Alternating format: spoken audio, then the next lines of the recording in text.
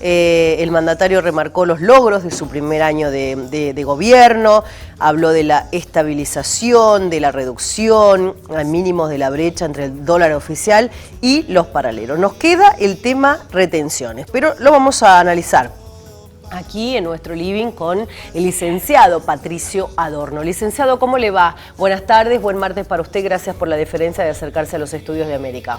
Al contrario, muchísimas gracias por la invitación. Siempre es un placer, sobre todo ahora que empezamos a transitar ya los últimos minutos para que se complete el primer año de gestión del presidente Javier Milei, el presidente quizá más subestimado desde la vuelta a la democracia a la fecha, no solamente por la clase política y hablando particularmente de aliados más pragmáticos y opositores que en ningún momento tensionaron a fondo al gobierno nacional y lo llevaron al límite, sino también por una sociedad que concedió mucho más que lo que le había concebido a otros presidentes, mirando para otro lado y haciendo un esfuerzo que muchos analistas hoy se preguntan hasta cuándo durará, sobre todo pensando en una sociedad que un año atrás estaba con una sensación de angustia, de precariedad, de incertidumbre, que hoy está capitalizada por el presidente y por eso tiene casi un 53% de aprobación en la ciudadanía, que hoy ha dado una sola respuesta, que es certeza, tranquilidad a la ciudadanía, cumpliendo su principal promesa de campaña, bajar la inflación. La pregunta ahí es, la sociedad, ¿cuál fue el costo que pagó y cómo esos costos que se pagaron por el programa económico del presidente van a repercutir en el 2025, que no solamente es un año electoral, sino que es un año en el que van a tener que cambiar las prioridades del Ejecutivo, porque con la inflación corrida de lado, hay dos temáticas que empiezan a hacerse presentes y omnipresentes, podríamos decir, en la mentalidad de los tucumanos y de los argentinos: la pobreza y el desempleo. Y me parece que son los nuevos dos desafíos que se presentan al presidente de la Nación. Bueno, va a hablar. ¿Qué es lo que se espera? Probablemente veamos un discurso del presidente que tenga todas esas connotaciones de los mejores ministros y los grandes logros de la historia, quizás centrado en Luis Toto Caputo, el ministro que en su momento fue funcionario de Mauricio Macri, y su titánica tarea de llevar adelante el ajuste más grande de la historia argentina. Algunas veces el presidente se tienta y dice que es el más grande de la historia de la humanidad. La cuestión es que fue un ajuste muy severo con una alta tolerancia social. También probablemente veamos alguna referencia a Patricia Bullrich, la ministra de Seguridad, que fue la que le dio al presidente de la Nación su primera victoria en la batalla cultural, su primera victoria simbólica con el control de la calle. Logró dejar muy claro, sobre todo para todos aquellos que tensionan con el gobierno a través de marchas, de movilizaciones y de presencialidad frente a Casa Rosada o al Congreso, que el gobierno no va a tener reparos en utilizar la fuerza policial para garantizar la libre circulación, por lo menos de quienes se opongan a ellos.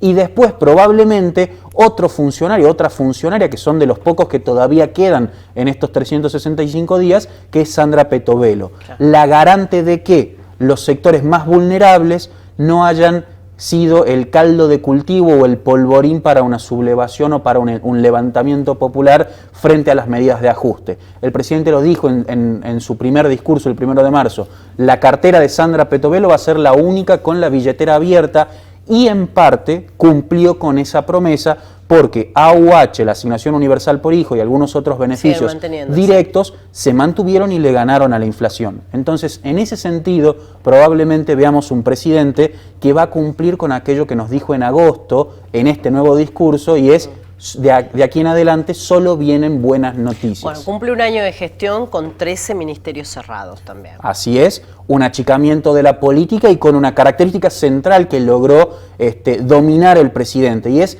ser la única persona legitimada para decir qué es casta y qué no es casta, qué vale la pena sostener y qué no vale la pena sostener. Y me parece que ese es el principal atributo que hoy lo posiciona como la persona que elige cuál es la grieta política que va a ser hoy la que divida a los argentinos. Y ahí de nuevo otra pregunta interesante. ¿Por qué el presidente de la Nación eligió subir al ring a Cristina Fernández de Kirchner y volver a polarizar, cuando en su momento solamente polarizaba con algo un poquito más heterogéneo, un poquito más blando, que era el concepto de casta? Un concepto que al presidente le sirvió durante todo este año para dividir a la sociedad en función de intereses sectoriales e ir confrontando uno a uno con ellos e ir reduciendo su poder y su presencia de condicionar al gobierno. En un momento fueron los sindicatos, en un momento fueron los clubes de fútbol, en un momento fueron los abuelos, en un momento fueron los docentes universitarios. Cada vez que el presidente confrontó a alguien en este año, la casta fue el otro.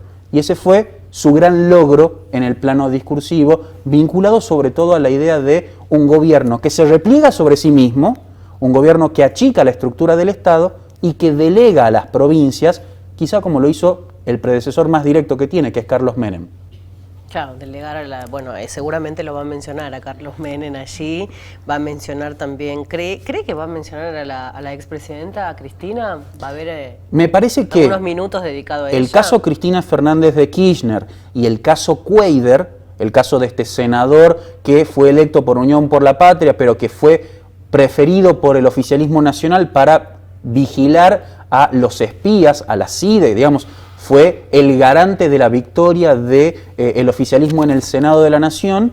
De alguna manera son dos casos muy concretos, el de Cristina con la no presencia, la no dar quórum por parte del oficialismo para que se trate ficha limpia, es decir, el oficialismo nacional garantizó que políticos que tengan 2 condenas puedan seguir presentándose a elecciones. Me parece que son los 2 elementos que ponen algún tipo de presión sobre la única figura del Ejecutivo que está impoluta, que es Javier Milei, y que creo que es una búsqueda constante y concreta por parte de ese sector de la política, porque lo que garantiza es mantener la identidad en el presidente, sí, mientras que todo el resto de los funcionarios son prescindibles. ¿Lo va a hacer por cadena nacional? Así es. ¿Sabemos el horario? Se habla de las 9 de la noche, en principio sería un mensaje grabado, no sería en vivo, sobre todo para tratar de tener algún tipo de control sobre cómo se presentan estos logros de la gestión y quizá probablemente los desafíos de cara al año que viene. ¿Anuncios habrá, licenciado?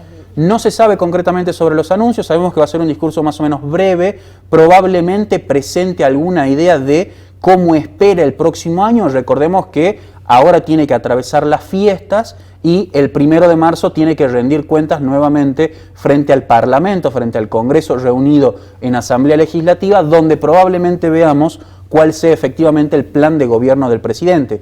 Un Congreso que lo está esperando aún hoy al presidente, a lo que diga esta noche, lo decíamos recién cuando se leían los títulos, para saber qué va a hacer con las sesiones extraordinarias. Claro, porque hasta ahora el presidente solamente pidió llamar a sesiones extraordinarias o lo puso sobre la agenda con cuestiones electorales, modificaciones de las reglas de juego de las elecciones que en principio lo beneficiarían directamente al oficialismo nacional, sobre todo en su poder de negociación. Lo que no se incluyó fue el presupuesto 2025, es decir, no se incluyó la herramienta legal que habilita la recaudación y los gastos al Ejecutivo y por lo tanto es un presidente que parece que se siente mucho más cómodo con la discrecionalidad en la ejecución de las políticas públicas que con un modelo más republicano. Durante la mañana de hoy el gobernador Osvaldo Jaldo recibió a la Fundación Federalismo y Libertad. Está confirmada la visita del presidente el día 19 de diciembre a Tucumán. Así es, va a venir a un encuentro de esta fundación, este es del tercer sector, y va a entregar el premio Juan Bautista Alberdi, si mal no tengo entendido, a algún tucumano ilustre en defensa de la libertad. Me parece que es un gran gesto para una de las provincias que políticamente le fue más fiel al presidente de la Nación, por lo menos en la agenda parlamentaria, y que fue también una de las provincias más beneficiadas por la ejecución y la transferencia de recursos no automáticos por parte de la Presidencia de la Nación. Tucumán en ese sentido parece que empezó a cobrar las deudas políticas que había contraído con Casa Rosada, y ese elemento, bajando ya al plano provincial, me parece que es central para Osvaldo Jaldo en el 2025. Imagino un Osvaldo Jaldo que el año que viene querrá tener más diputados de los que tiene hoy para aumentar su poder de negociación con la Casa Rosada y hacer valer más cada voto de los tucumanos en un contexto en el que probablemente la Cámara de Diputados y la Cámara de Senadores esté más fragmentada que antes.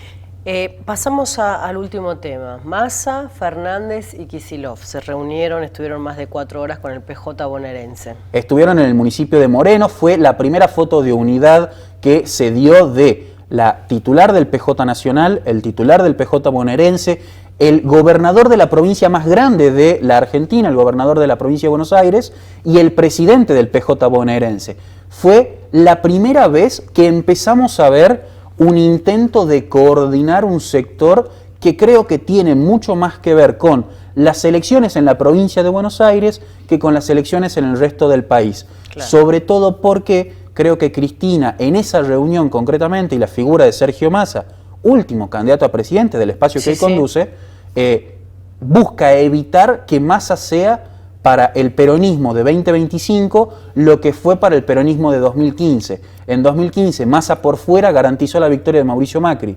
Quizá Cristina en este momento quiera centralizar lo más posible las disputas y las rencillas internas del PJ para presentar un frente homogéneo y no fragmentar a la provincia de Buenos Aires, donde se reelige un cuarto de todo el poder de fuego parlamentario que tiene. ¿Por qué eligió Moreno? Está ahí la foto con la intendenta de Moreno, que es Mariel Fernández. Mariela Fernández es una de las intendentes más afines a Cristina Fernández de Kirchner.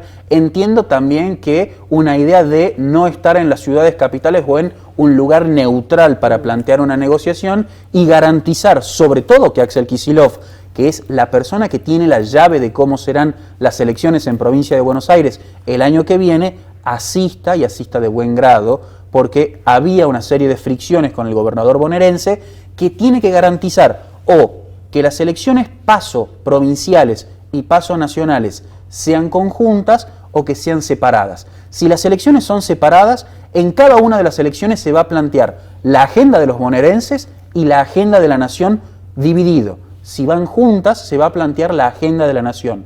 Creo yo que a Cristina le interesa particularmente que vayan juntas las elecciones, claro, porque así podrá tener un discurso nacional y por las dudas no plebiscitar una gestión de un gobernador que nunca sabe cuándo puede tener un caso de inseguridad que modifique el sesgo de la opinión pública a 48 horas, como sucedió, por ejemplo, en las PASO de agosto. Ay, Patricio, hay mucho para hablar. Me quedaron miles de preguntas. ¿Estaría viniendo Cristina a la provincia antes de fin de año?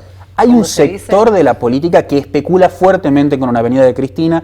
Dicen que podría ser no antes de fin de año, sino en enero, cuando el gobernador de la provincia no se encuentre en la provincia. ¿Se toma vacaciones En principio sabemos que Osvaldo Jaldo pidió que el Estado tucumano haga fuerte las vacaciones en el receso en enero y que vuelva presto en febrero. Para arrancar con todo el año electoral. Es el rumor que se corre respecto de una venida de Cristina. No hay confirmación. Lo cierto es que Cristina, como presidente en ejercicio del PJ Nacional, tiene alguna influencia en cómo se van a armar las listas provinciales y en quiénes van a competir, y me parece que va a ser un gesto muy importante del gobernador cómo actúa en función de la visita de la expresidenta de la Nación. Bueno, después quiero que hablemos sobre cómo está el Partido Libertario en la provincia, cómo se están acomodando las piezas, tanto el legislador, el doctor Ricardo Bussi, el diputado Gerardo Huesen, el último que se afilió fue el legislador Macome. ¿Cómo van quedando ahí? Vamos a hablar de eso. ¿O me querés tirar algo? Rápidamente, para que los televidentes se queden, hay una sobreoferta de candidatos libertarios. Lo que no sabemos es cómo eso va a terminar unificándose para que sean competitivos el año que viene y la fragmentación no garantice un excelente desempeño electoral del oficialismo provincial.